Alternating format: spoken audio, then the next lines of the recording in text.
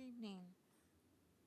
Today is Monday, August 28th, 2023, and this is the Design Review Commission meeting. First is call to order. The meeting is being called to order at 6:30 p.m. Next is our Pledge of Allegiance, and Vice Chair Salo, will you please lead us? I pledge allegiance to the flag of the United States of America and to the republic for which it stands, one nation, under God, indivisible, with liberty and justice for all.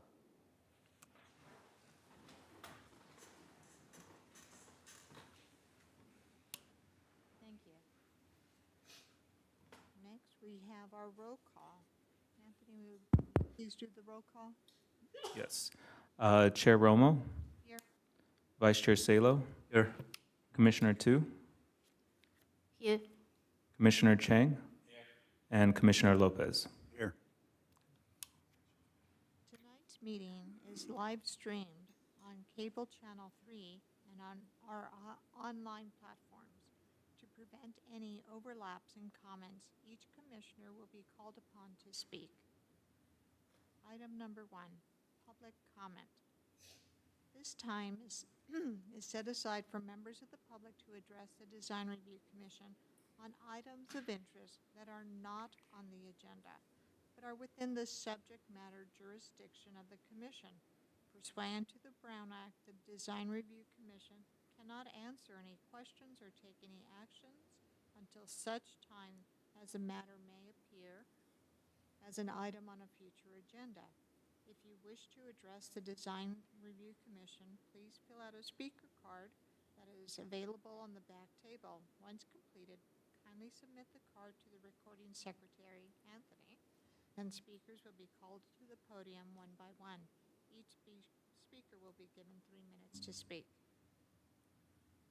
Do we have public comment? So, Chair Romo, this is for the consent calendar, correct?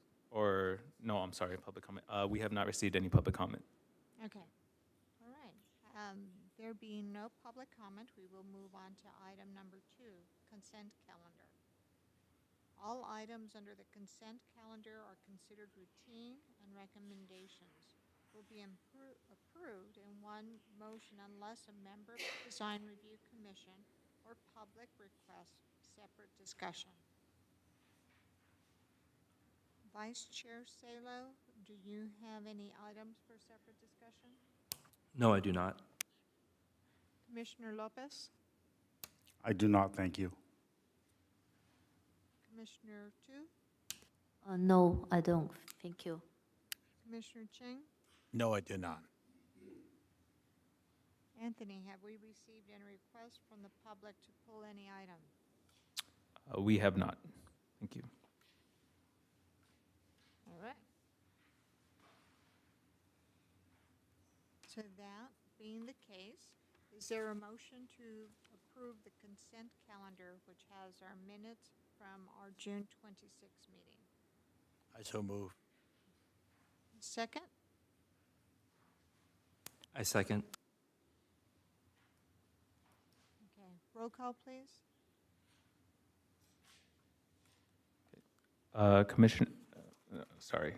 Chair Romo, Yes. Vice Chair Salo, Yes. Commissioner Tu, Yes. Commissioner Chang, Yes. and Commissioner Lopez. Yes. Okay, vote passed with 5-0. The next item on our agenda is public hearing. Samantha? Yes, thank you, Madam Chair, members of the Commission. Good evening, and thank you for participating and tuning into tonight's Design Review Commission meeting.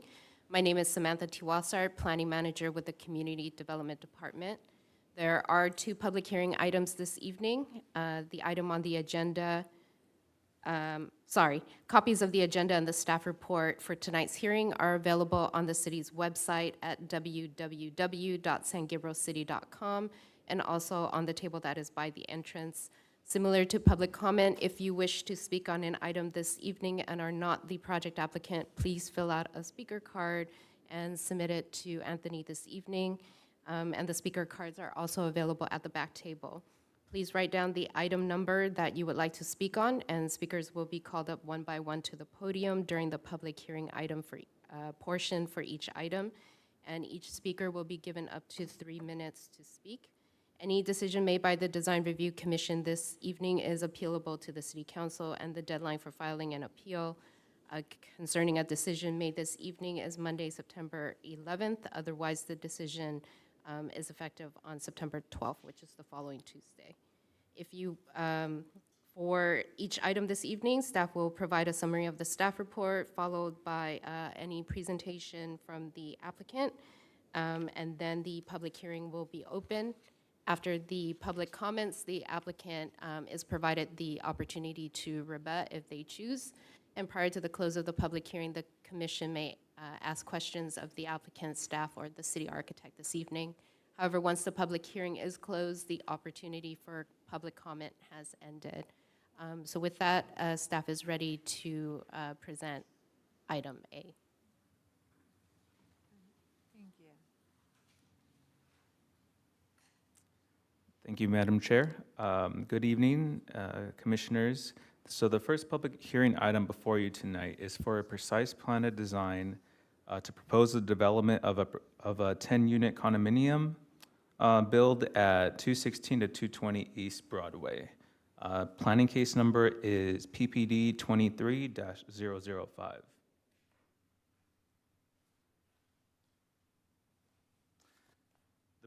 The project site is located on the south side of East Broadway between St. Francis Street to the east and South Delmar Avenue to the west. The project site is bordered by multifamily residences to the west, south, and east, and commercial development to the south along Augustino Road. The property is zoned R3 for multiple family residence and has a general land use designation of high-density residential. So this item may look familiar to the Design Review Commission. So in January 10, 2022, the Planning Commission actually approved the proposed tentative track map for the proposed development. That tentative track map would allow for the condominium development to serve as condos and to be sold separately. So that approval is still valid. However, on January 24, 2022, the Design Review Commission originally proposed the precise plan of design for this project. Construction had not commenced for this, so therefore, according to the zoning code, the precise plan of design entitlement had expired. The project was reviewed during building plan check, went through several rounds with the reviewing departments, even our city architect and city landscape architect, and received approval, but as mentioned, permits were not pulled, construction did not start, so the entitlement had expired.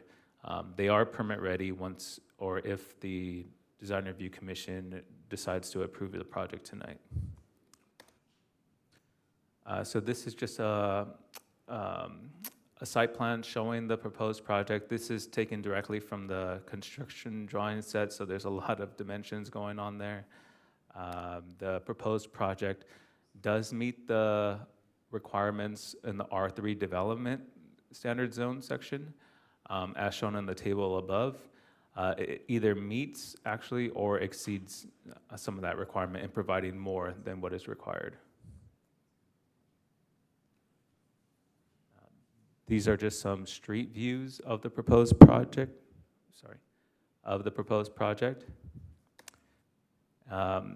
The project was found to be in compliance or consistent with the general plan according to Housing Goal 2.1, which is to expand the supply of housing in accordance with the land use designations and policies in the general plan land use element, as well as Housing Goal 2.2.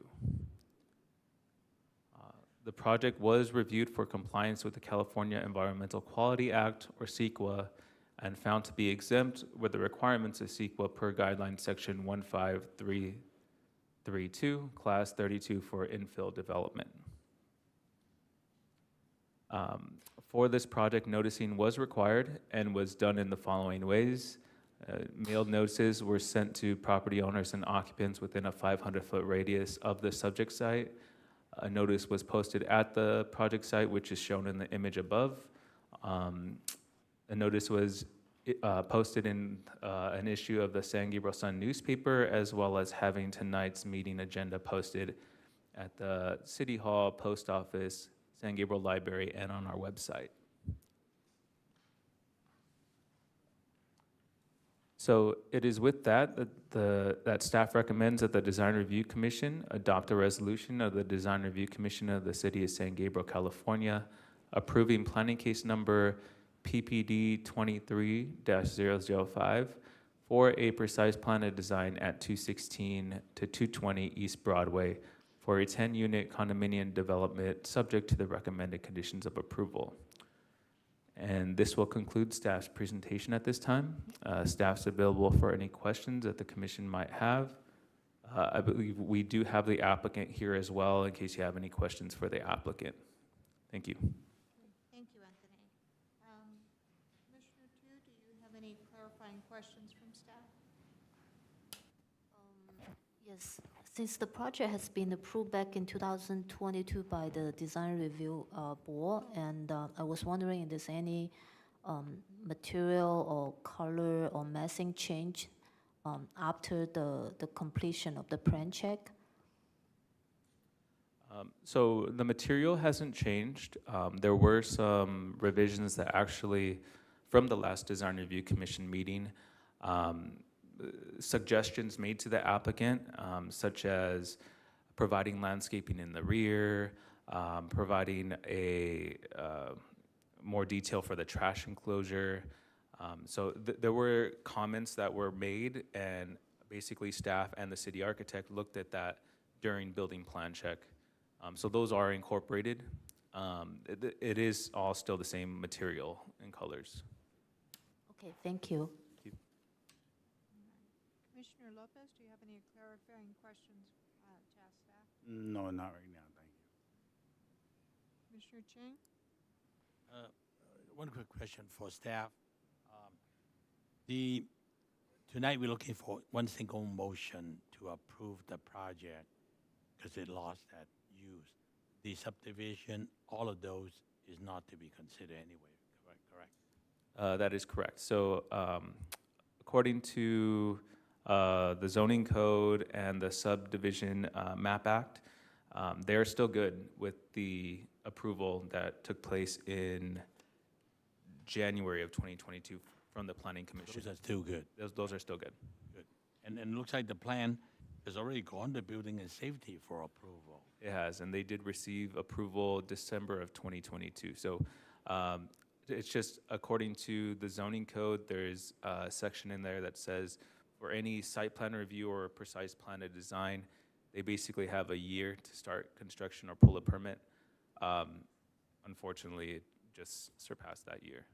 Yeah, thank you. We'll ask the applicant the reason and are they ready to go. That's fine. That's all I have for you. Thank you very much. Thank you. Vice Chair Saylor? I had the same question as Commissioner Tu, if there had been any significant design changes since last we approved this, and it sounds like there is nothing notable to mention. Is that correct?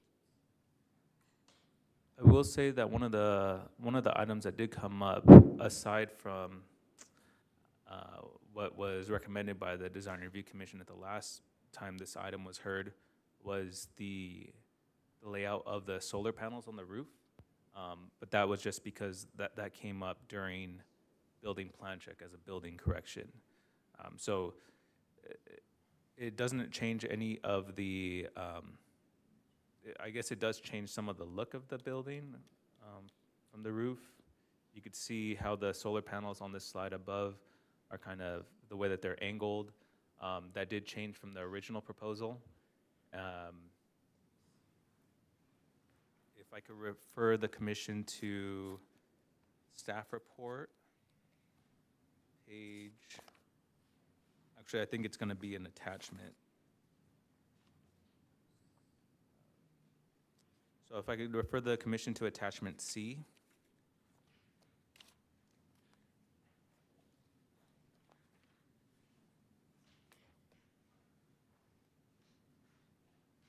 You could see that that proposal and that rendering didn't have the solar panels on there. So the open space did reduce down to, it's actually supposed to be 12,000 and, let's see.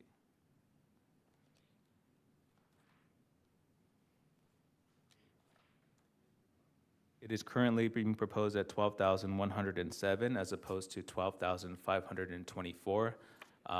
But it still meets the requirement. They just needed 12,000 square feet of open space. Okay, I would say that the proposed solar panels looks like an improvement from the previous version with the large deck area, so I wouldn't have an issue with it. So no further comments. Thank you. I'd like to hear from our city architect on this as part of the staff review. If you have any comments on this project, I know you weren't. Were you on board? You were on board, but you hadn't really reviewed this because it was still the old one, old architect. Well, thank you, Madam Chair. So I did not do the first review, but I did two subsequent reviews. Okay. And the first review that I did, I found the building to be very stark, and they've improved it quite a lot. So I was very happy with that. I brought up the solar field was probably too small. They had increased it, but it sounds like it had to be increased once again. They've improved various details. The one thing that I commented on last that I don't really see is about the trash enclosure. There's a photo now on page A-900 of a trash enclosure, but there aren't any dimensions or, it's just labeled trash enclosures, not enough detail. And with that too, it describes that there's space for 2 bins. However, now we need to have an organic bin as well, so that it doesn't say anything about that. And trash enclosures must be roofed for water quality, and so it looks like maybe in the photo there's a roof, but there's not really much to explain. So I would say the trash enclosure detail is insufficient. Thank you. That's it. Okay. At this time, if we can have the applicant come forward.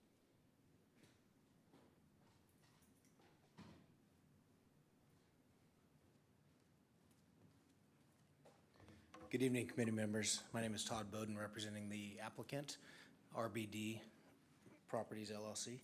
And I'd be happy to answer any questions that you have. I can elaborate a little bit on the trash area. It does have a roof per the code design. And we can obviously provide a better detail of that to the city. And during this entitlement, the organic trash requirement was not part of the entitlement. We do, however, have room to place a separate bin. It won't be a large bin for the entire project, but it will be substantial enough for that requirement to fit in there with it. It's plenty large to get a separate bin, recycling and or organic, with the other rolling trash bins. And then the city or the sanitation company will drive down the driveway and bring it out to the curb and do the whole I'm thing. sure you're right, it's just not detailed. Correct. And I believe this was a project that one of my comments at the last meeting was about the gate. Because it is so visible off of Broadway, that trash enclosure gate, that there be some type of elevated, either artistic gates or something that is more pleasing to the eye. That could be done with paint, material, because that is the end point at that terminus there. And you're looking from Broadway. And I think I also requested maybe putting some larger trees behind, like palm trees, behind the trash enclosure. So then as your eye looks, instead of focusing on the trash enclosure, you look And those were incorporated in the landscape plan, the approved plan. Yeah, it's not shown in the landscape plan, so.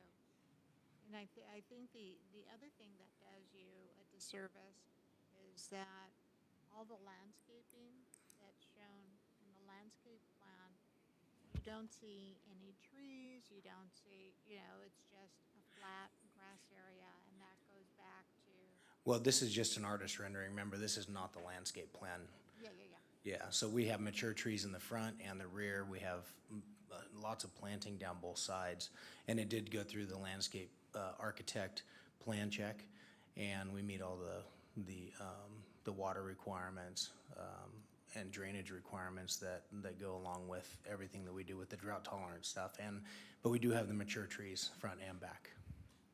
And, And then for the, go ahead. sorry, Madam Chair. So if I can refer the commission to sheet L3 of the plan set. So it does show the incorporation of the king palms to the rear, just adjacent to the trash enclosure. It does also show, like the applicant has stated, there's some trees in the front. It looks like there's a king palm chastity tree. There's a number of trees in the front, actually. So I see the king palms there beside. What I was talking about is to have the palms behind, or something that's vertical, because as you're walking, or, that's going to be your terminal vista. And so anything that could be done to enhance that terminal vista by putting something tall, slender, palm, some type of green wall, just something to soften up that end piece as you look from Broadway. And I think that would be an enhancement for the residents as well. So you're referring to just directly behind or directly south of the trash enclosure? Correct. Okay. So you have the pedestrian entry points, and then you have that wall there. And so, okay, yeah, that would be better.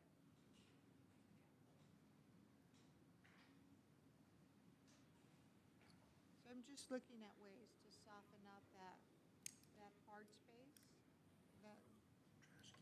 the wall. Yeah, try to that actually fits beautify. the style.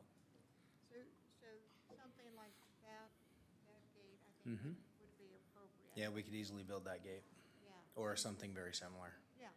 Yeah, that's no problem. And doing something just right behind, you don't have a lot of space there. Right. So, a green wall, something climbing up the wall, or a tree if you can get that, just to soften that up. No problem. We can do that. Any questions for the project applicant, Commissioner Chu? Yes, speaking of the trash enclosure, I'm just speaking out loud. Have you ever thought about like just turn that into two separate pieces and hide behind these two buildings instead of one big one in front of the driveway? Is the first thing you look at when you drive into the community? Anthony could probably address that a little bit better as far as the code requirements, but we have a distance from any operable window or door to the trash enclosure, and we had to do some fixed windows on the back of the building as it is to meet that requirement. So if we pushed them around the back, we would lose potentially egress windows and quite a few operable windows on the side even. And I don't know that dimension off the top of my head, but we did have to make some adjustments during the building plan check already to accommodate the current location. Okay, all right, thank you. Yes, and to just go off of what the applicant has said, that is correct. There is a distance requirement from the trash enclosure of 25 feet. So we had the applicant provide the dimensions. They were pretty close to some of those windows. So what the code says is for openings, so now those windows are fixed. And they did have to, even move some of those windows because they still needed to meet egress for some of the other ones.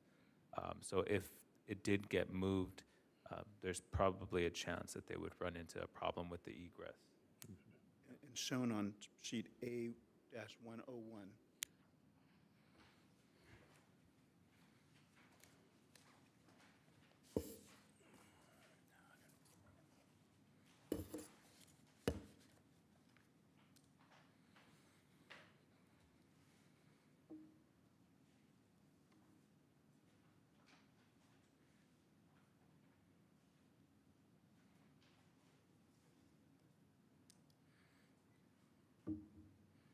So that's a 25 feet fixed window with entrance. Okay. So is that three-dimensional or just on plane? Sorry, the code doesn't define if it's on plane or dimensional, so they did do it for both. And it just says openings, so they still have some windows that are within that 25 feet, but those are the fixed windows. So you could see, I think there's a foyer that has a fixed window. Okay, thank you. Commissioner Lopez?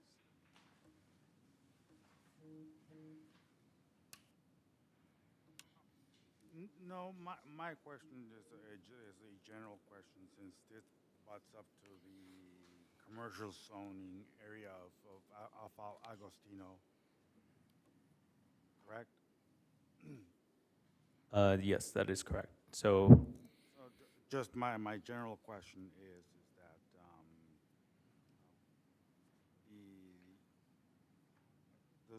does this have any visual impact on the commercial side of the of the property, which would be the back end where the trash is?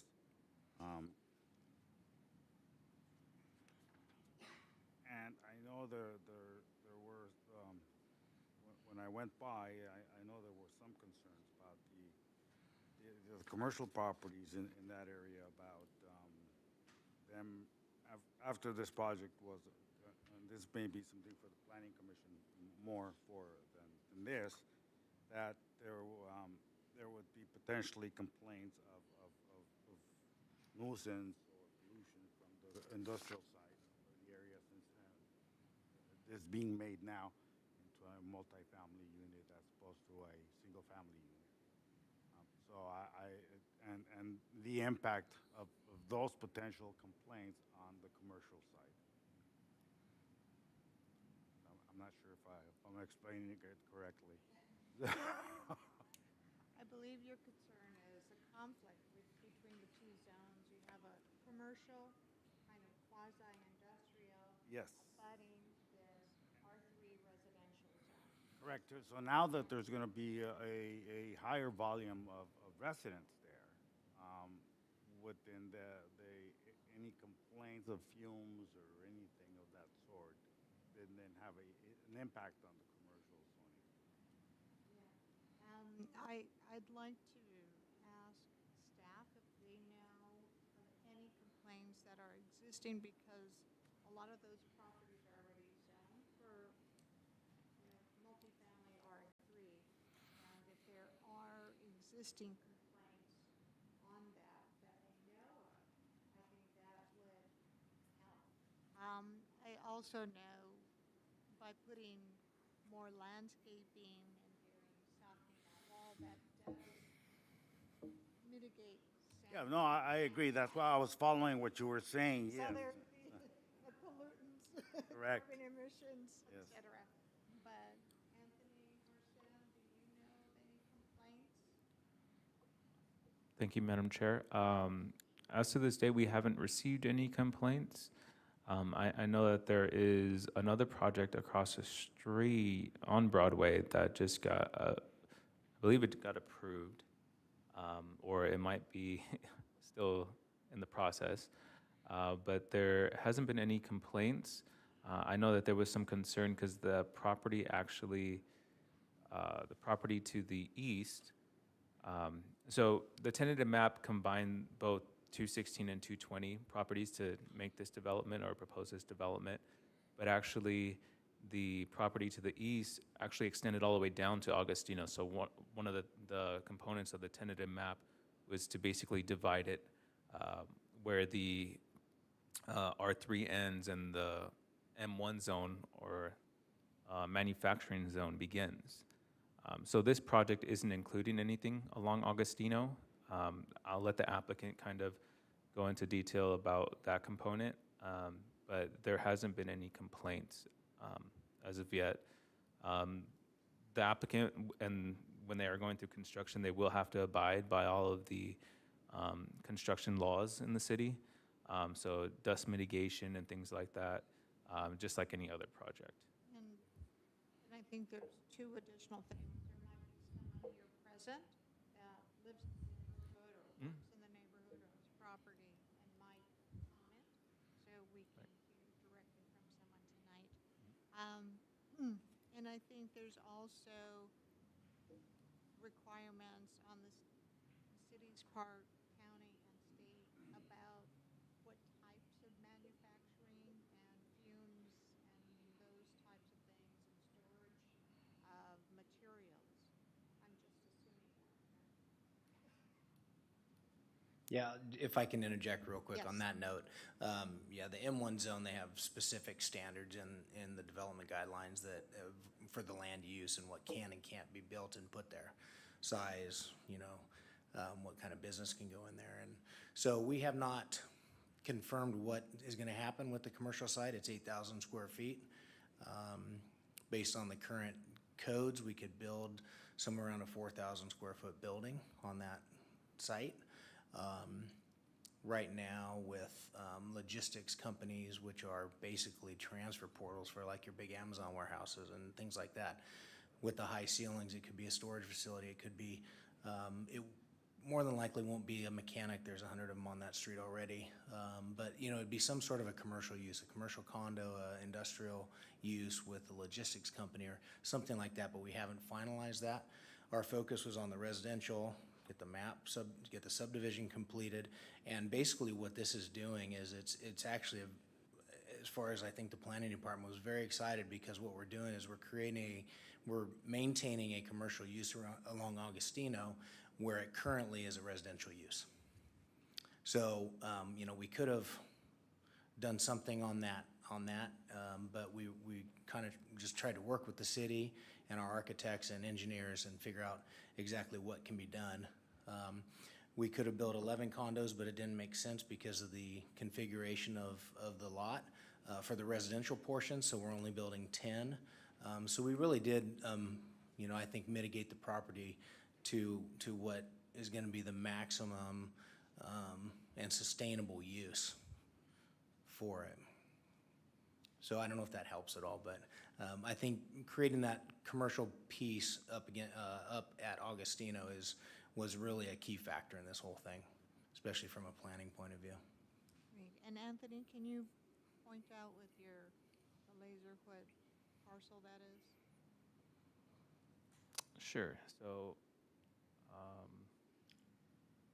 I don't think it shows up on the screen. We might have to have the commission look back. So this is 216, and 216 actually extends all the way down to Augustino, or previously extended all the way down to Augustino, and this is 220.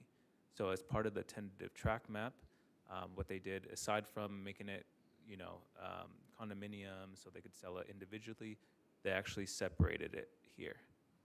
So now this is its own standalone parcel, so when the applicant is ready to, present something to planning and go through the process, it would be just an M1 zone development, or that would have to be subject to the M1 zone development standards, and it would be separate from the residential. Great. Thank you very much. No problem. Commissioner Lopez, any other comments or questions? No, thank you. Commissioner Chang? Yeah, just a quick question for the applicant. What was the reason why it didn't make the 1-year deadline, and what is the intention now? If we get the granted extension, are they ready to go? So our permits are currently good till the end of the year for the overall development. And that, so what we're doing right now is, we're working on getting our financing in line. Obviously, that is proving very difficult in today's climate. Our investors are, one half of our group is in Hong Kong, and they have their own pressures that they're looking at as far as our increased costs and just kind of what's going on in society right now and in the market. So the project is going to move forward. We do anticipate that if we do get this approval, that we will move forward by the end of the year. It's only about 4 months away, and you said your building permit expired at the No. end? Oh, I'm sorry, yes, they do expire at the end of the year. So even with this approval, you need to act pretty fast. We can request this extension for the permits, and I have not gone down that road for that process yet, but it would be something that we would talk to the city about if we needed another month or two. What we like to see is to see projects that, once they got the approval, they work diligently to make it happen, because if you delay it one more time, another year or so, code could have changed and the plan may not be proper. So just I want you to make sure you share that with the developer, the applicant, and the owner, that we can grant the extension this time, but they really fighting for time.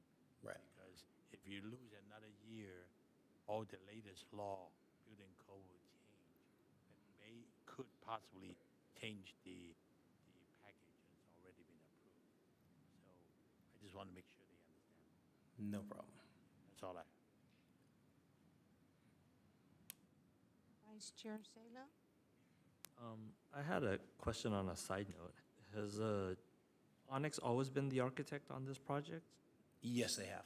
Okay. For some reason, I thought it was like an Eric Sang project, a rendering maybe, or maybe because Eric has so many projects. But yeah, thank you for answering my question. No I problem. have no further questions. I just have one more question. When you look at the roof plan with the solar and if I was a resident and I had solar panels on the side of that, right now that space looks pretty harsh, and on the side on the buildings with the solar panels, I think that even looks less welcoming to go up there.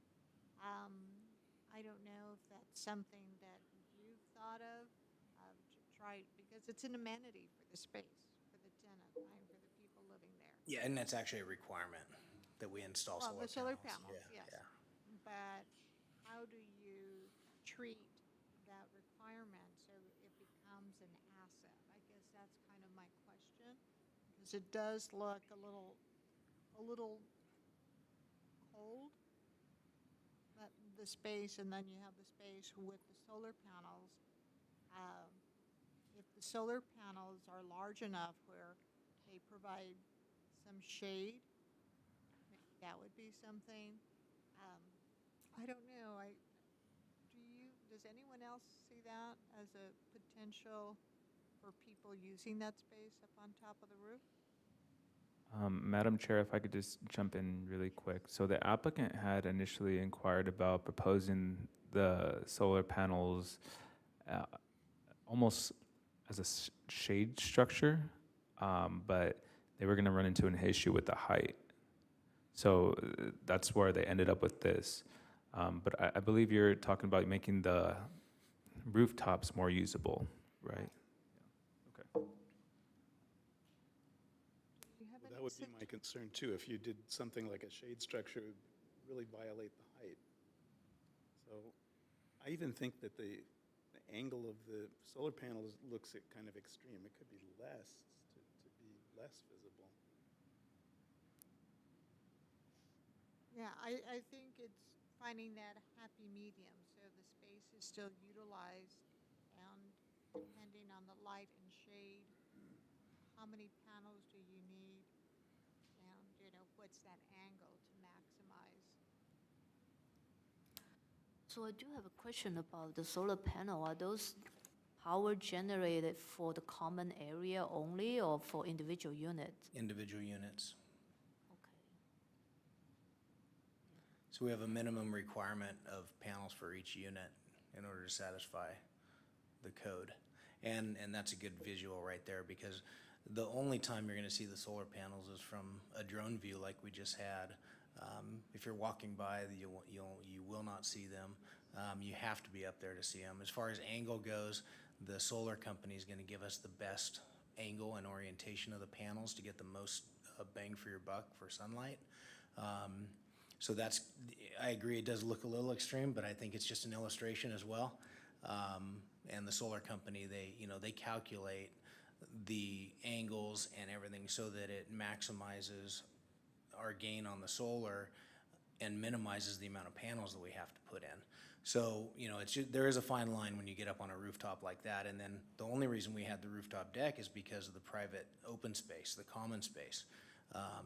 So we had to incorporate those rooftop decks in order to accommodate the lack of private space on the ground level. So that's why we did that. And I think, with pots and some, drought tolerant plants and some greenery up there, I think, we can make it really nice for the owners. And then obviously they're gonna have their own vision for what they wanna do up there. Yeah, I think if you do something just to start, that creative process. Yeah, in our staging, we would do something like that when we go to sell the unit, so that's a very good idea. We have seen other similar projects because they've gone through the same requirement too. And what they have done is to work with the landscape architect, try to create a more user-friendly space for the rooftop deck. Portable potted plants, the outdoor furniture that are usable. So you may want to kind of look at that individual space that is up there, work with the solar panel final configuration, and create something a lot more user-friendly. Yeah, there's plenty of space up there, and we would definitely incorporate outdoor seating and potentially dining, a grill. It's gonna be very nice up there. Great views. It's going to help the project. Yeah. I mean, you have to think about when you design something, you want to make sure that the end user can use it and be happy with using it. So but it takes some thought and love to do it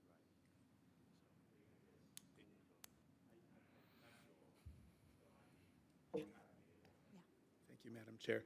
A point that I would just like to raise is many of my clients are among the largest home builders, and they're always worried about these roof decks because people put potted plants, and then underneath the pot is where the roof will rot. Right. And so you need to give your future owners guidelines as to how they can put things on that roof to, and how to maintain it. Yeah. Absolutely. And you could do something fun with like built-in furniture, so, you have, a podium of air for those potted structures. You can use paint just to kind of make it pop, but I think what we're trying to do here is help you show the best units possible, so there is value there. We don't want to be just mean to you when Right. but- No, you're not, this is not being mean. Yeah. Like I said, when we stage our units, we go all out for whatever our models are. We might have 2 on this one, we might have 3, I don't know. But those upstairs decks are gonna be lights out with staging. So people will really know what they're gonna go up there and feel like they can live there today. And even if you do the, AstroTurf type of, put some AstroTurf. Yeah, we can get into Just- some of that with the change of materials and everything, yeah. There's Anything's possible. Lots of different ways to try to fix this, and we probably won't do that, fix it 100% tonight, but I think if we inspire you and work with, you work with staff to implement these things, I think, you'll have a wonderful project. Any other questions for the applicant? More question is still about the trash. I just wonder if this is a co-mandatory thing to have an enclosure, or it's a developer's choice that instead of providing like individual trash bin for individual owners. Thank you for the question, Commissioner. So it is a code requirement. We have seen other projects, similar to this scale that have actually worked with Athens that provide the individual bins. But the code requires that there is some kind of trash enclosure, and it gives the dimensions for these trash enclosure that is provided on this project. With the letter from Athens, they are able to provide the individual bins, but they're more for streets that allow for the space, because for the individual bins, they would have to store it or leave it out on the street for the trash to be picked up. I don't think there's a lot of room on Broadway for that to happen with this one. Also, which means the trash truck is not gonna go into the community. They have to wait outside on the street for to pick up the bin, pretty much. I believe, so there's not enough room for each of the units to provide their own individual bin. But for what's gonna happen with this project, if I understand it correctly, and please correct me if I'm wrong, Todd, they're gonna have a smaller truck that goes all the way to the back to basically bring out that trash To enclosure leave that, and leave it out on the okay, street. okay. So it would just be that one trash enclosure versus 20 Potentially 30, bins, or 30 bins now, correct? Right, green, blue, right. and black. Okay. Yeah. Yeah, because I have lived in communities that the trash truck actually come into the community and pick up the bin in front of the garage. So that's what I thought it could be possible here. But thank you. No more comments, then we will announce that it is time for public comment. It is now at 7:17 p.m. and it's time for public comment on this item. Is that correct? All right. So the city, does staff have any comments? Staff has not received any public comments at this time. All right. I think we did. Anyone from the public would like to speak on this matter?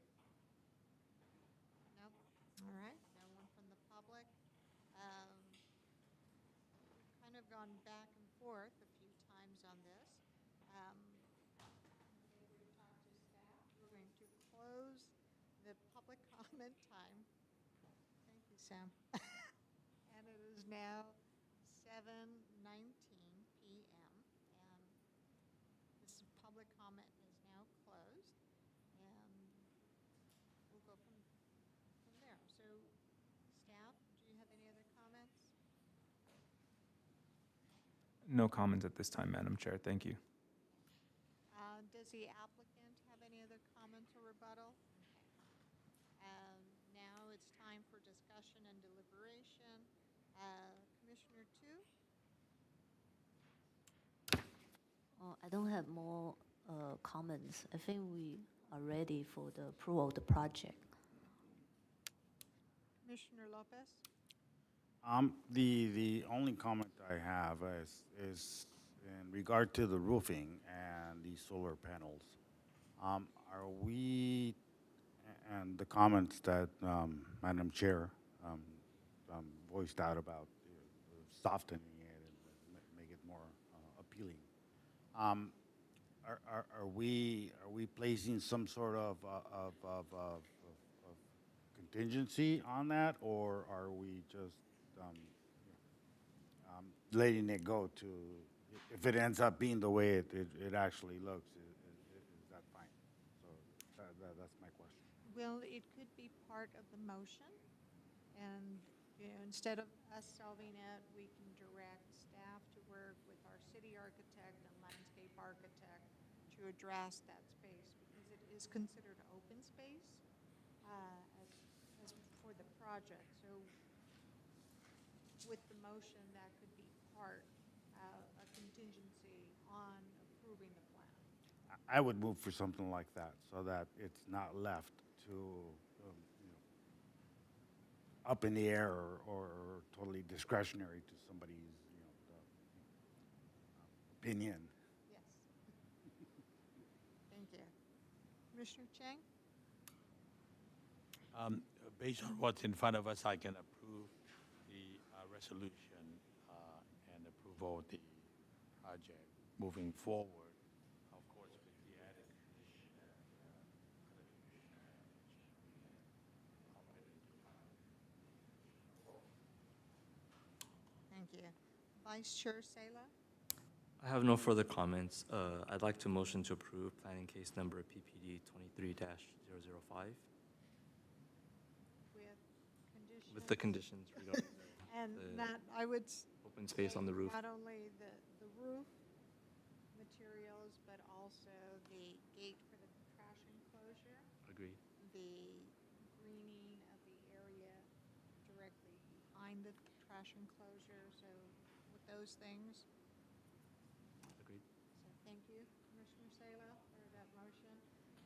Is there a second? I'll second the motion. And staff has written down those conditions that we best. Correct. With that, roll call, please.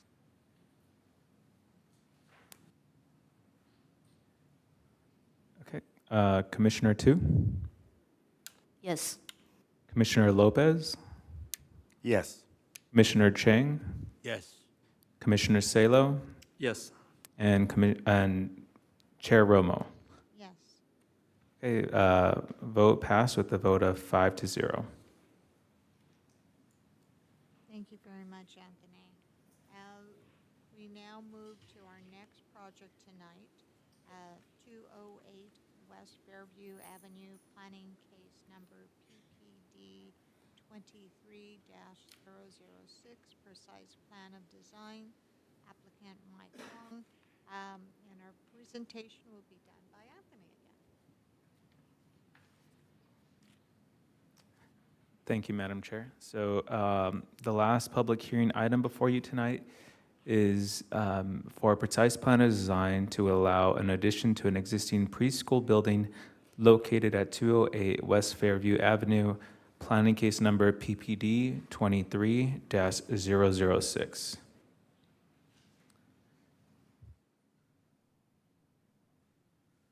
The project site is located on the south side of West Fairview Avenue Street, or West Fairview Avenue, between Circle Drive that runs from the east and west. This area is known as the San Gabriel Village area. The property is zoned for C1, or retail commercial zone, and is surrounded by a majority of R1 single-family residential zone properties as shown on the zoning map image above. The project was comprised of two parcels with an existing 1,636 square foot preschool that was built in 1955. The image above to the left shows a site aerial view of the preschool as it exists currently, and the image to the right shows it from Fairview Avenue, the street level. So similar to the last project that we just heard, this one was also previously reviewed by both the Planning Commission and Design Review Commission. So on March 8th, 2021, the Planning Commission originally approved a proposed parking variance with a lot line merger application with an extension of 6 months for the life of the variance. So the zoning code, similar to the last project, for any site plan review or precise plan of design, the applicant has 1 year to start construction or pull a permit, basically. For a variance, however, a variance is only good for 6 months. They are allowed to provide or propose an extension to that 6 months. And given that staff knew, how long projects like this typically take and going through building plan check and getting everything in order, at that time at the Planning Commission meeting, we already provided that extension option for the Planning Commission, which they did approve. So from March 8th, 2021, they had an approved variance, which was good for 1 year. At the April 26, 2021 meeting, the Design Review Commission originally approved the proposed precise plan and design of the project. However, again, similar to the last project that was before the commission, construction has not commenced, so both the variance application and the precise plan and design have expired. This project did go through numerous rounds of building plan check review and actually received approval for it not too long ago. I believe it was earlier this year. The applicant came in to pull the permit. They were permit ready, but then that's when we found out that the entitlements had expired. And we actually just took the variance application back to the Planning Commission on August 14, 2023, and the variance application for the parking was approved. So this is just an image of the proposed project. So as seen above, the image to the left is the proposed site plan. So as the commission can see, the existing preschool, the area is going to remain. They are going to remodel it and bring it up to date. They are adding the addition that is going to extend to the east a little bit, as well as having a playground area, kind of making that backwards L shape. And this was a rendering image that was provided at the last time that it was taken or brought before the Design Review Commission. So just a summary of the San Gabriel Village area. So in 2012, the City Council adopted the San Gabriel Village Urban Design Strategy, which provides streetscapes improvement, design guidelines for this commercial area in the San Gabriel Village area. These guidelines also provide limitations on the layout of on-site parking and other design elements, which is why actually they had to apply for, one of the reasons why they had to apply for the variance for the parking, to use the parking along Fairview Avenue. This design strategy was also provided as one of the attachments in your packets tonight. And this are just some images of the parking along Fairview Avenue, as well as the alley that's located in the back. So some of the compatibility of uses. So to the east and west, you have 2 multifamily residential properties. To the north, you have another multifamily residential property, and to the south is single family, which is part of the beginning of the single family residential zone going to the south.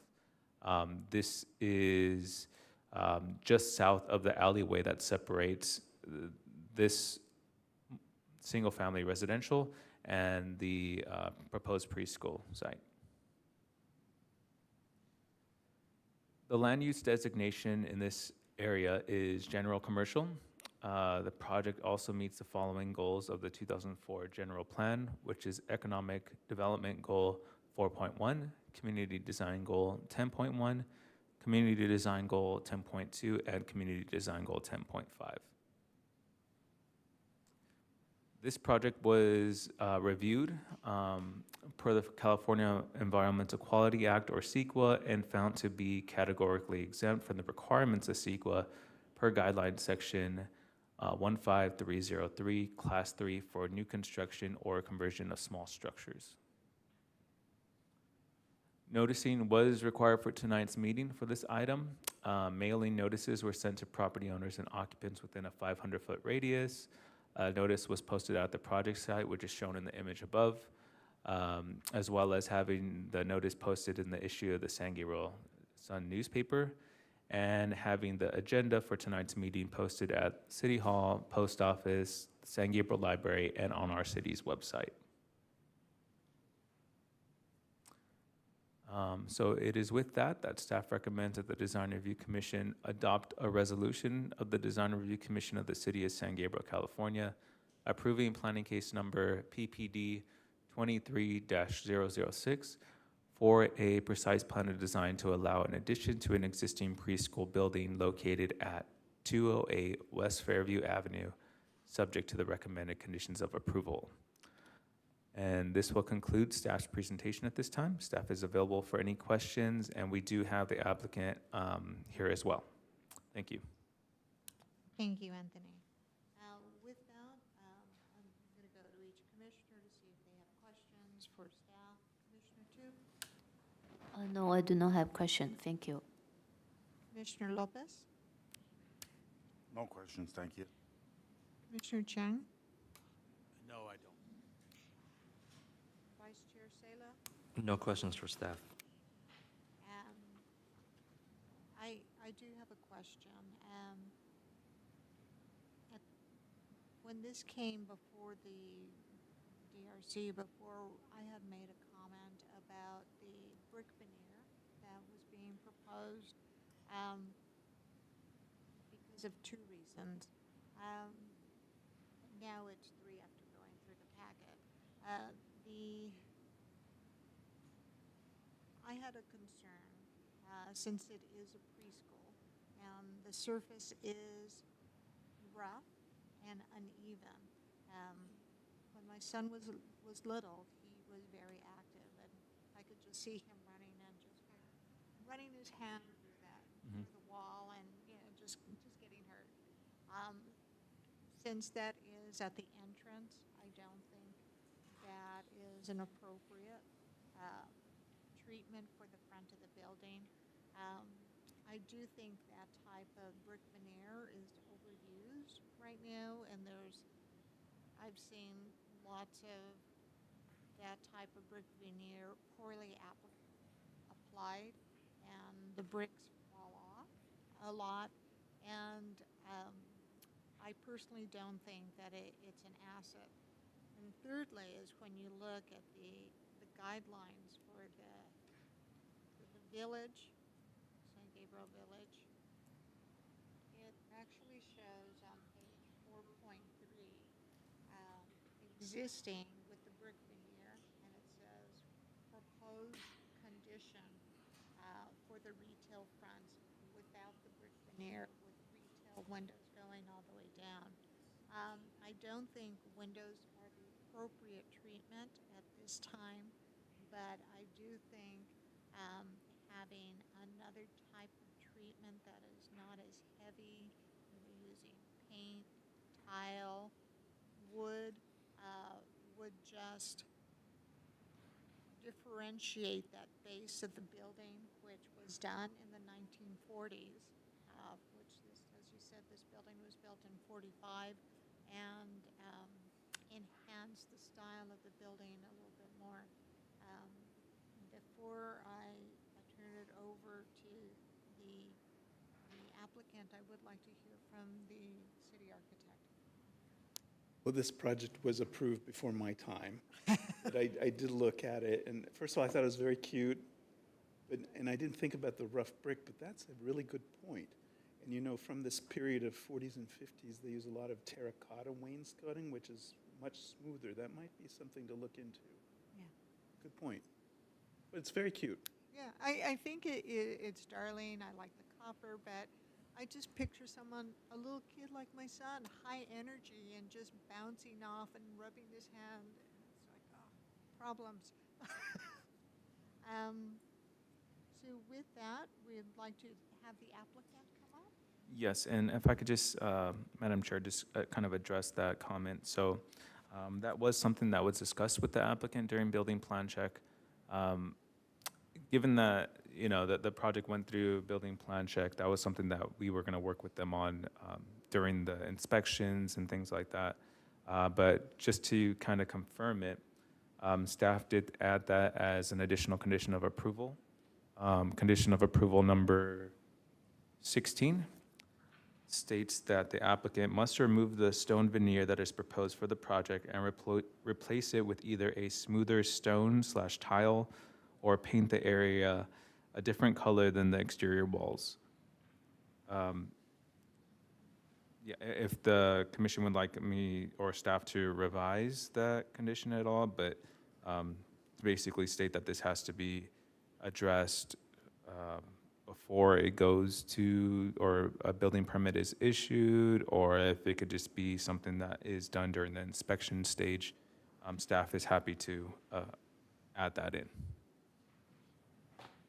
Thank you. At this time, the applicant, would you like to come forward? Good evening, commissioners and city staff. My name is Mike Huang, and my wife and myself, we are the owners of the property. And yes, we are trying to continue what the property is originally for, which is to keep it as a preschool. Chair Romo, I understand that during the last meeting, you did mention the bricks on the bottom. So that was placed there just to kind of match the other businesses on both across the street and down the street. There are also bricks on the bottom, I guess the base bottom. We also own the business at the end of the street, which is AMAX Academy, as also a school. And as far as we know, like all the years I've been there, my wife has been there, there has never been any issues in terms of like needing maintenance or any issues where it caused children to get hurt. But of course, we do take your comment into consideration. And I did talk to my architect, which I apologize he couldn't be here today, so I'm trying to answer everything the best of my knowledge and ability. So I talked to my architect, and we did conclude that we will make it more smooth, just towards like, I guess the building process will make sure that everything is more smooth and made to where there's no cracks or little holes for where children can kind of get hurt, have their fingers stuck. Okay. Any other comments? No, I mean, if needed, I guess definitely will take into consideration anything that you need to make it more safe. I know that when it comes to safety, especially as a preschool, Title 22 also has to come and inspect every single thing that we have: playground, the interior, windows, everything. So that's another process we'll go through after the building. Thank you for that information. At this point, we'll go through each commissioner to see if they have any questions or Sure, comments for you as well. Commissioner Tu? Yes, I do see on the elevation that the brick veneer area was indicated as a composite lead siding. Is that the material you and the architect had decided to switch to? I apologize, I don't know the answer to that question at this time, but I can get the answer for that as soon as possible. That was something that was provided by the architect as an option to provide a more smoother approach. So if the commission is okay with that, it didn't get updated on the rendering on the slideshow above. If they refer to page A2, it shows that. And there's a detail on the lower left for the hardy siding. Yes. Oh, thank you.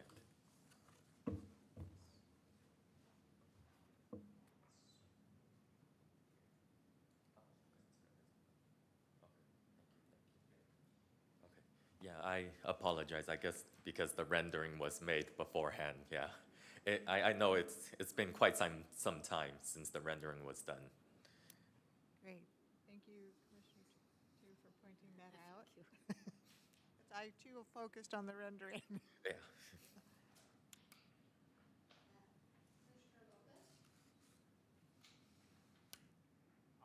No questions right now.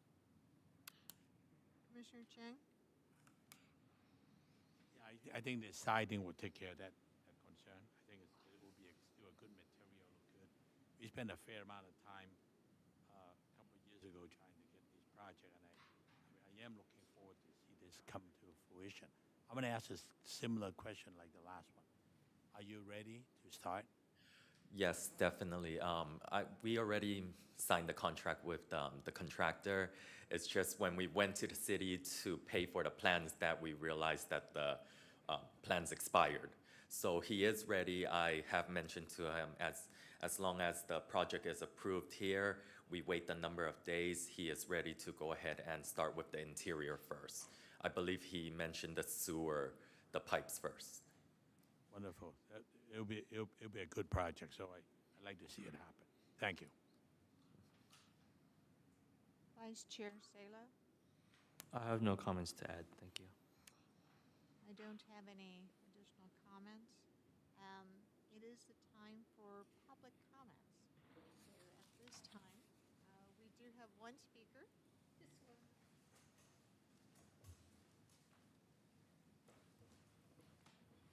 Hello there. I didn't realize there were two different commissions.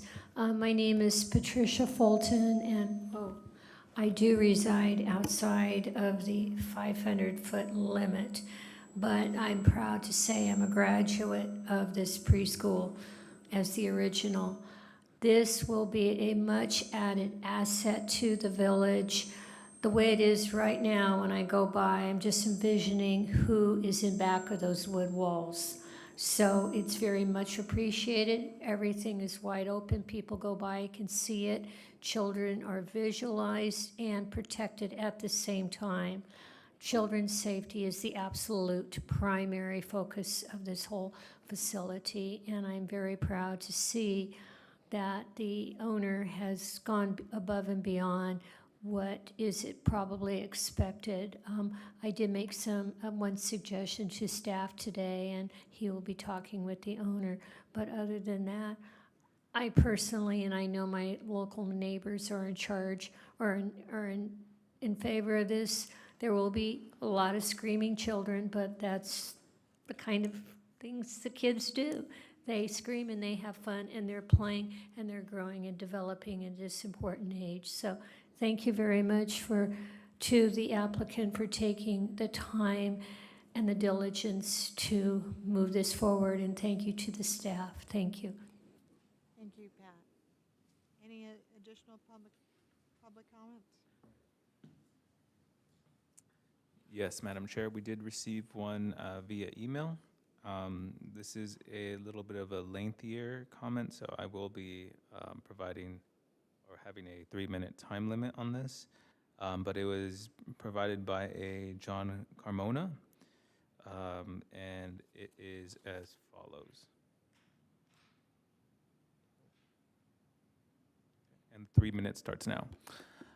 The proposed parking variance VAR to allow an addition to an existing preschool located at 208 West Fairview Avenue. This property is zoned as C1 commercial retail. This preschool is not a retail business. This preschool should not be allowed to operate on these grounds. Furthermore, as a local resident and member of the larger local community living near this property, I have to say the proposed parking variance should not be allowed, for this will ultimately lead to increased traffic and congestion as a result of the structure's expansion by requiring more staff member vehicles to be parked on Fairview during operating hours, and more parents' vehicle traffic for child pickups and drop-offs on Fairview during the preschool's operating hours, limiting the number of available parking spaces currently allotted for community residents who are occupying the apartments on Fairview adjacent and directly across from the subject property. There are also many more large apartment structures on the block that the subject property is located at, 208 West Fairview Avenue is. Each unit is inhabited by 2 to 4 adults of driving age who own automobiles with limited spaces to park them. The number of adult drives who rely on parking availability currently outside of their unit is 75. A parking variance to allow an addition to the existing preschool would diminish current parking availability. Parking is currently set up on a slanted design on the block where the subject property is located. This means that the number of current parking spaces is already so scarce that the cars are mandated to park in a diagonal fashion to accommodate the many residents who already live on Fairview, in the San Gabriel Village. I am one voice, but this one letter serves as a voice of 100 who are unable to voice their frustration with this proposed new construction on Fairview in the San Gabriel Village. This proposed parking variant will cause a disruption to the quiet use and enjoyment that local community landlords are required to provide their tenants as part of their rental agreements, thereby leaving landlords in the city of San Gabriel open to liability and litigation. Owning an apartment is a business, just like a photography studio or a dentist's office. As a landlord/business owner, I want to speak for the other landlords who are also operating rental unit businesses on Fairview in very close proximity to the subject property located at 208 West Fairview Avenue, and say this proposed parking variance VAR to allow an addition to the existing preschool located at 208 West Fairview Avenue should not be allowed or approved now. And that will end the public comment.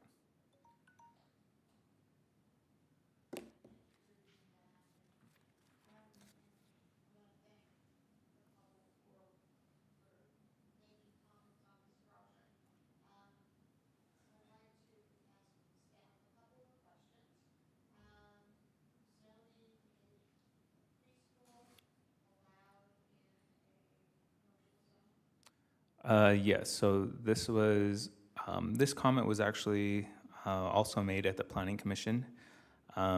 So the proposed use is allowed. It is a permitted use in the C1 zone. The name of the C1 zone is just commercial retail, but there are other uses besides retail that are allowed in the C1 zone. So the use is allowed. And as far as the variance was approved at the Planning Commission, and these items were considered at that time.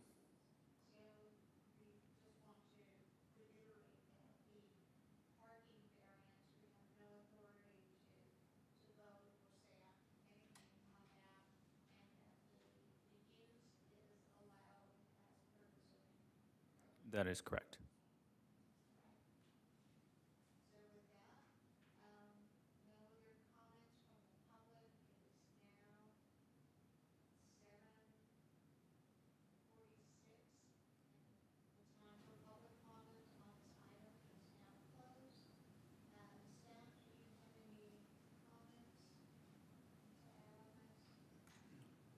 No comments at this time, Madam Chair. Thank you.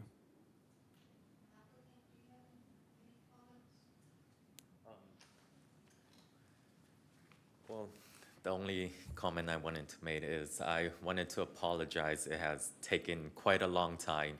I know there was quite a lot of going back and forth with the city consulting group, and we just wanted to make sure that everything follows the requirements that the city would like, and we would like to open the preschool as soon as possible. So we are ready to start the construction and just move forward from here. Thank you. Thank you. Commissioners, do you have anything to add as far as discussion? Commissioner Chu? Oh yeah, I do have a one thing is about the color of the vinyl fence and the handrail in front of the building, because it didn't specify what kind of color is that. And for the rendering, we can see the vinyl fence is white, but there's no color specified on the handrail, which is like is pretty pronounced in the front elevation.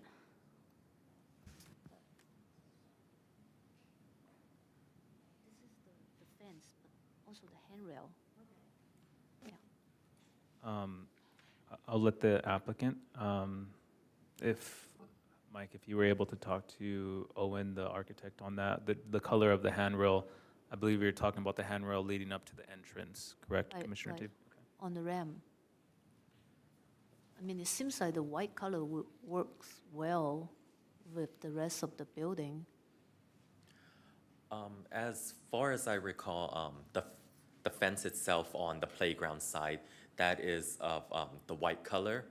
But the rail, I am not too sure. But based on the rendering, I remember when I was going over it with my architect that it would be a darker color. I don't know at this point if it is the color black, but I can definitely double check with my architect. So, sorry, Mike, I'm just gonna refer the commission to the attachment, the material board attachment, which would be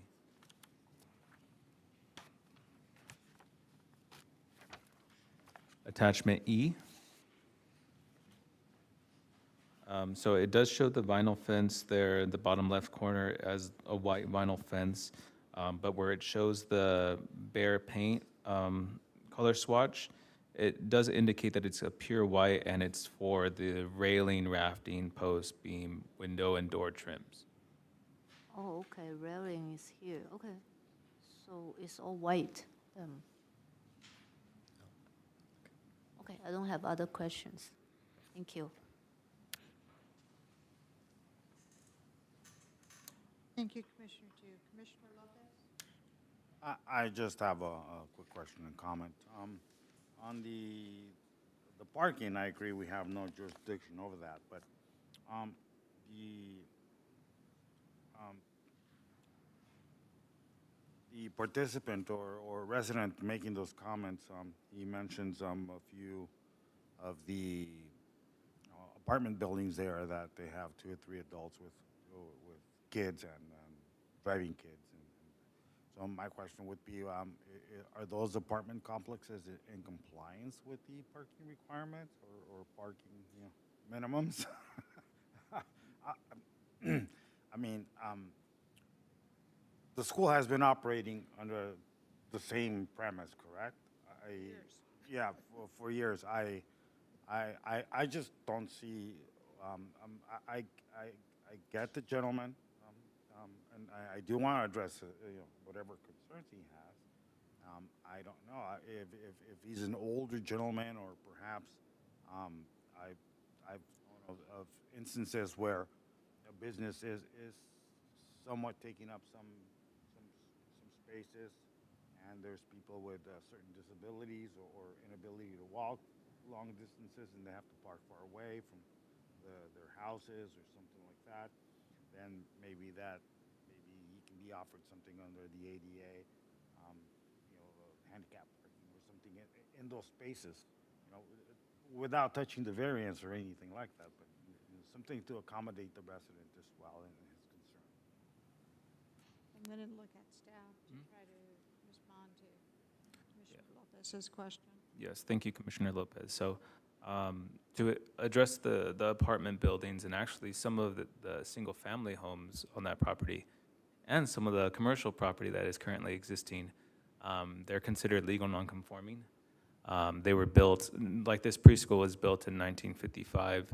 A lot of them were built before the current code requirements today, which, for instance, the multifamily units, just like the one that was presented before, for each unit you have to have a 2-car garage, plus for every 3 units on a property you have to have 1 guest parking space. So it's safe to say that none of these on Fairview or the ones that are right adjacent to this property provide that. So they're currently technically not in compliance with the parking requirements, but they're grandfathered in, I guess you could say, or legal nonconforming. So as far as, if the applicant, or not the applicant, if the neighbor or any of the neighbors wanted to, try to propose something like that with an ADA space, that would be separate from this, of course. But of course, they could talk to our building division and see what can be done for something like that. But to address your earlier question, no, they are not code compliant technically. Yeah, no, I kind of suspected that, and it's been operating like that for the longest time. I think a preschool in any neighborhood is a tremendous asset to any neighborhood. Just the flow of kids running around. So I was just, in particular for the ADA, I was just the one particular gentleman or person for the public at large that made that comment. Perhaps the circumstances would warrant some sort of a handicap space here or there, so that they can utilize that further as opposed to, you know, a free-for-all for everybody in that commercial zone. But I think what Anthony was saying is that that is not in our purview, and maybe through the city engineer, right? The city engineer is the one who would have to. No, I agree, I agree, it was just Okay. attempting to kind of address his concern. He's posing a concern to this commission that is not within the commission's realm Correct. to even, to decide. But nonetheless, I do want to address publicly his concern and not just ignore it. And, you know, anyone with parking concerns should go to the appropriate protocol Yes. and going to the city engineer to request some type of. No, I completely agree. Yeah. 24-minute parking or whatever parking restriction that would be the appropriate thing. And hopefully this person's listening and he can go to the city engineer to request something like that. I agree. Yeah. Yes. Thank you, Madam Chair. The other thing about childcare facilities is they have a large morning peak of very short-term parking. And then through the rest of the day, the parking is so minimal. And this is only 1,300 square feet addition over what they have. It's a very small project. I agree. I agree. It's not like movie theater, you know, or a live theater where you get a crush of people all at the same time at the beginning and at the end. So, Commissioner Chang? No, I don't have anything further. I just want to see this thing built and finished. Yeah, we can have a separate discussion about parking in the future.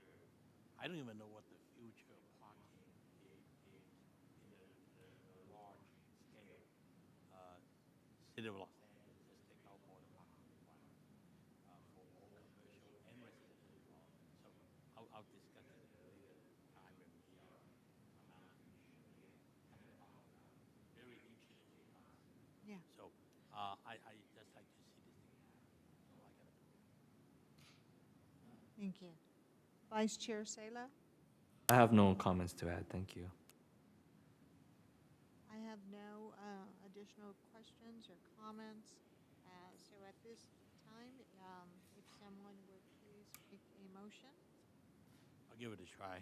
I'd like to make a motion to approve resolution of planning commission. No, did I see the wrong one? It said planning commission here. It should be a design review commission. Try to read that.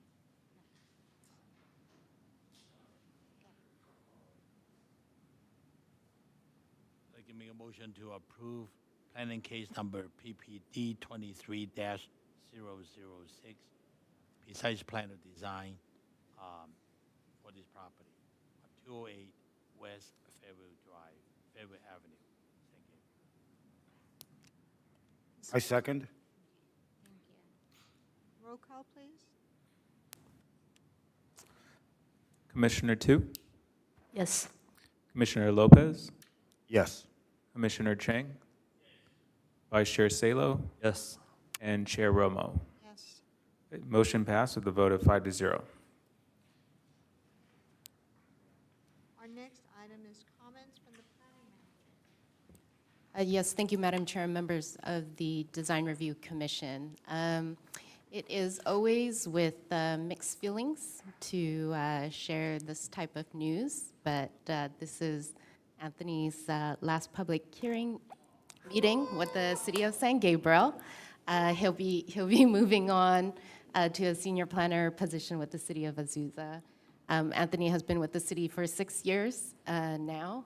He started as an intern, so it's absolutely reflective of Anthony's professional growth. Anthony was absolutely a great help to me when I first started, and he always presents himself very professionally at the counter, on the phones, just working with the public. He'll be missed by the department, also by all his colleagues, and so I don't know if Anthony has any words. Thank you, Samantha. Yes. So first of all, it was an honor working for the city of San Gabriel, the city I grew up in, went elementary school, junior high, and high school. These 6 years, they went by so fast. I thank the commission, each and every one of you, for helping me develop. It's been an honor to work with all of you, and I'm sure I will see you in the near future or sometime in the future. Thank you. Thank you, Anthony. It's been a pleasure seeing you here. And I've seen you grow, and it's nice, at some point with smaller cities, you can only grow so much. And for you to move on, you would need people above you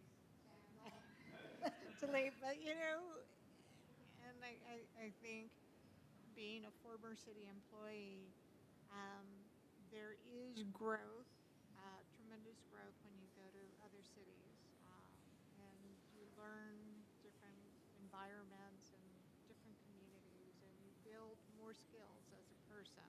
And I wish you the best. Thank you.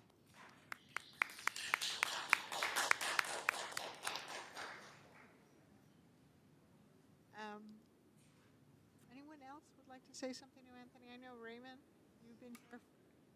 Well, I just want to thank Anthony for all your great work in the last 6 years.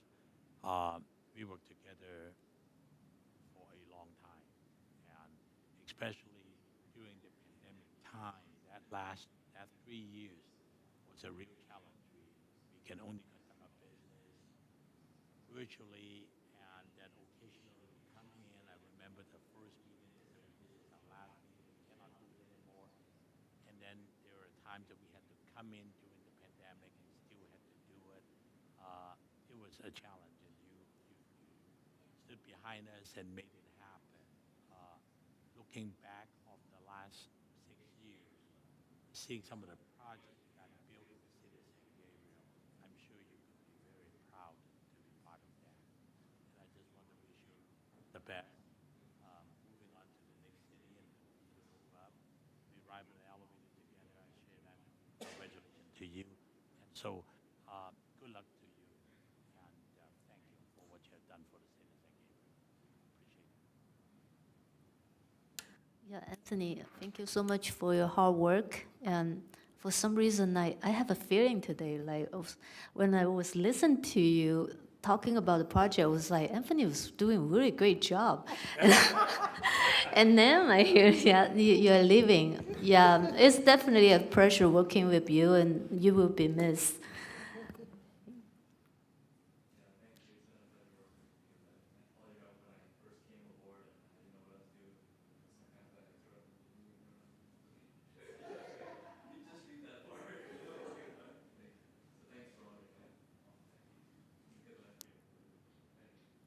And thank you, Anthony. As a newcomer, I've just barely met you, but it's been a certain pleasure for me.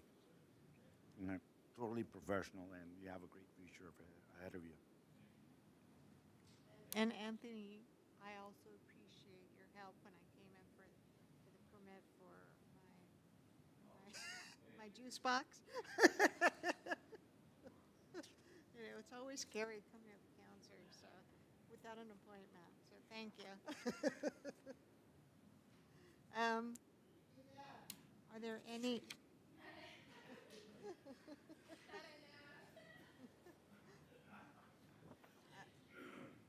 Commissioner comments and any conferences or meetings or reports. Each commissioner may address the commission and the public on matters of general information and or concern. This is also a time for commissioners to report on conferences or meetings they have attended. Commissioner Tu?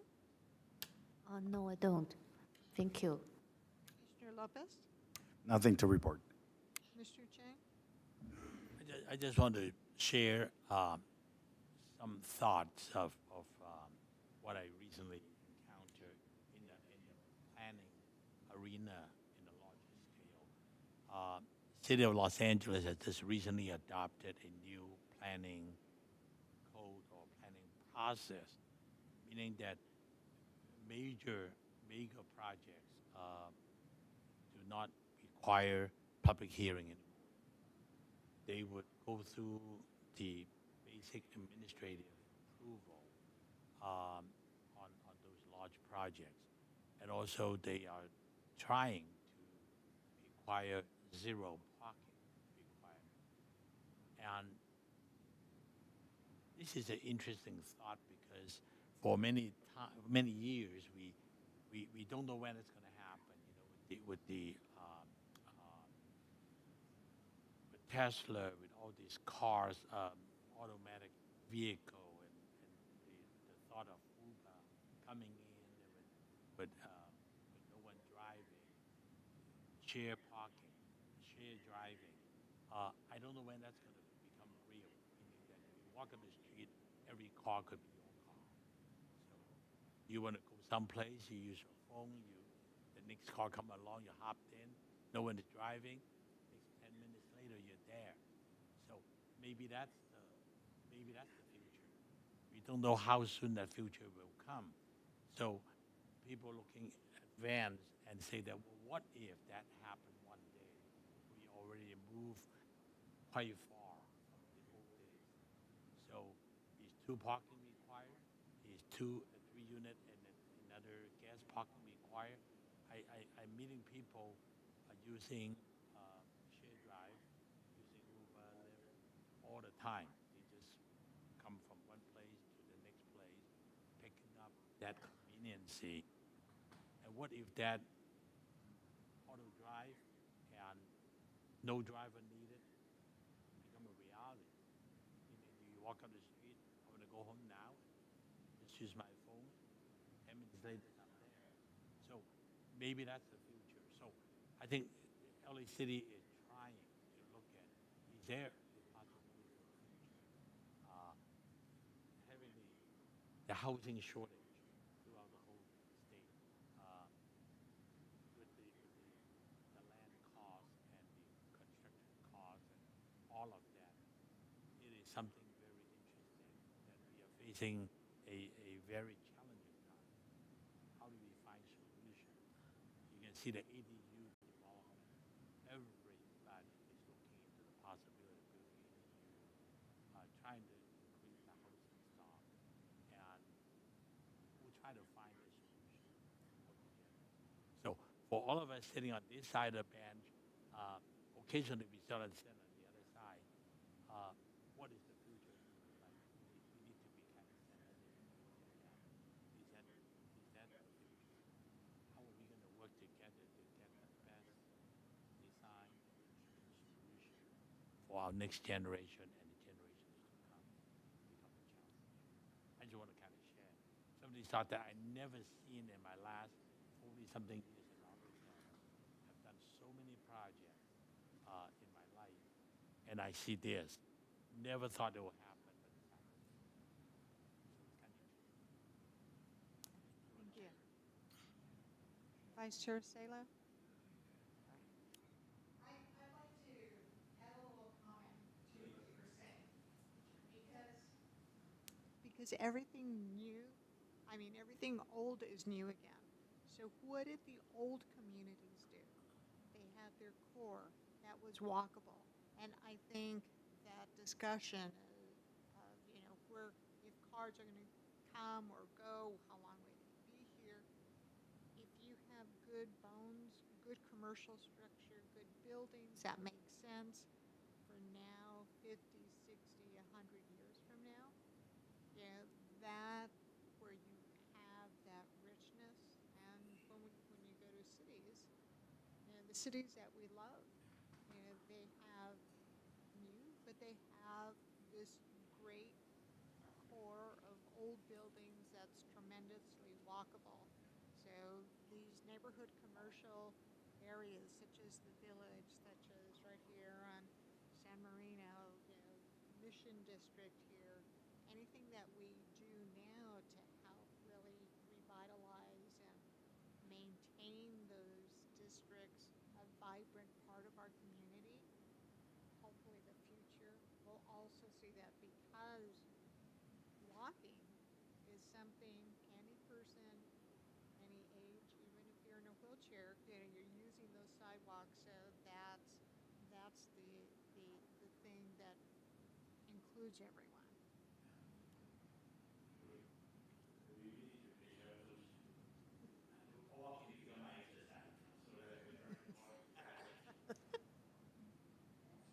Yeah. So the last part of our meeting is adjournment of the Design Review Commission meeting to the regular meeting of Design Review Commission on Monday, September 25th at 6:30 p.m. at City Hall, 425 South Mission Drive, second floor,